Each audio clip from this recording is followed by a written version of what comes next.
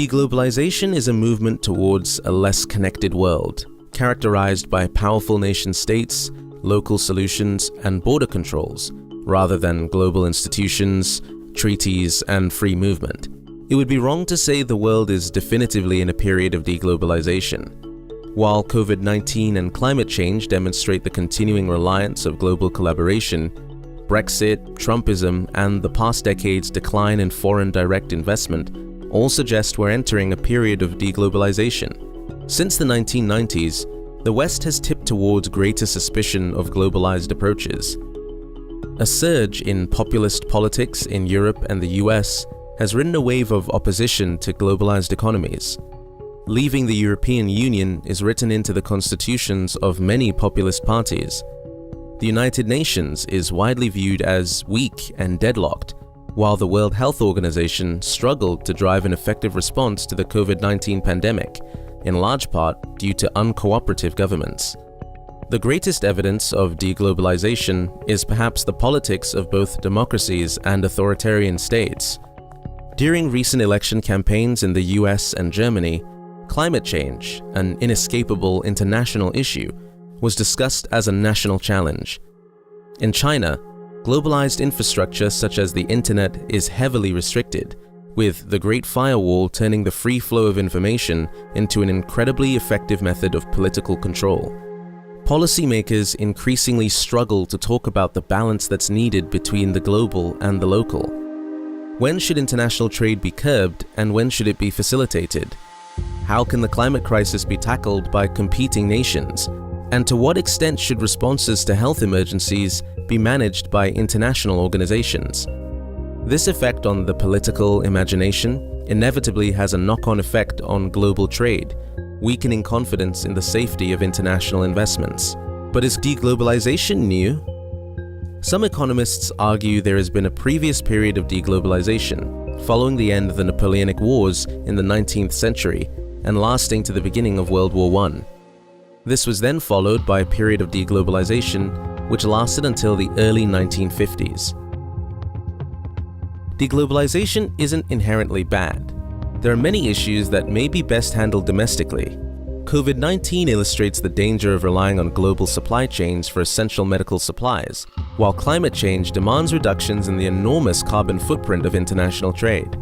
And globalization also contains inherent disadvantages, leading to the emergence of unaccountable world monopolies such as Amazon and worsening income inequality both between and within countries. However, a deglobalizing approach does not offer clear solutions for dealing with these issues. A national government's attempt to regulate Amazon or Google will not be strengthened in isolation, and developing nations cannot be more fairly represented in global trade without worldwide trade standards. The greatest threats governments must contend with are global and cannot be contained by borders. The world's uneven, fragmented response worsened the pandemic's effects from the outset. China failed to inform the world of the threat for crucial weeks, hoping to restrict knowledge of the virus to its own national structures. Governments from Europe to the US took independent and uncoordinated measures to contain transmission. The pandemic shows where there is a big mismatch between a global threat and deglobalized instincts, a crisis is likely. The same principle applies to other areas. International crime cannot be effectively countered without more integrated policing and accepted standards of justice. The climate crisis cannot be met by states setting their own independent goals without referencing to others' activities. And cyber attacks cannot be prevented without universal standards of cyber hygiene and international conventions to limit the creation of offensive cyber weapons. The effects of deglobalization. Deglobalization has contributed to the considerable erosion of international treaties and accepted norms relating to democracy, human rights, and arms control over the last decade. The same period saw democratic backsliding take place across the world, from India and Brazil to Hong Kong and Hungary. In parallel, human rights conventions have been undermined. In the 1990s, international humanitarian law was strengthened with the establishment of the International Criminal Court through the 1998 Rome Treaty.